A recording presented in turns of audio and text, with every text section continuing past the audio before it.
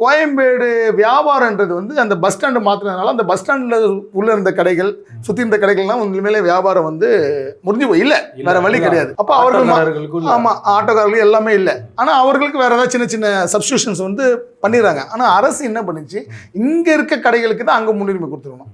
ஆனால் தனியார் மயமாக்கு எதிர்ப்புன்னு சொல்லிட்டு முழுக்க கீழாம்பாக்கம் பேருந்து தனியார் மயங்கள் தான் கொடுத்தாங்க. இப்போ இதை காலி பண்ணதுக்கு ஒரு மிகப்பெரிய காரணம் வந்து ஜி ஸ்கொயர் நிறுவனம் இங்கே வரப்போகுது அப்படின்னு சொல்லிட்டு அப்போ ஒரு பெரிய டாக் வந்தது. அண்ணாமலை போன்றவர்கள்லாம் பெரிய அளவில் பேட்டி கொடுத்தோம். நாங்களாம் கோயம்பேடு மாற்றக்கூடாதுன்னு சொல்லிட்டு கையெழுத்து இயக்கமே நடத்தினோம். அதனால கோயம்பேடு மார்க்கெட்டை மட்டும் விட்டு வச்சிருக்காங்க. இன்னைக்கு கூட மதிப்பிற்கு சட்டமன்ற உறுப்பினர் பிரபாகர் ராஜா வந்து அதில் வந்து பன்னாட்டு விளையாட்டு மன்றம் வைக்கணும்னு சொல்லிட்டு ஒரு மட்டமான ஐடியாவை பேசியிருக்காரு. உண்மையில ஒரு மோசமான ஐடியா.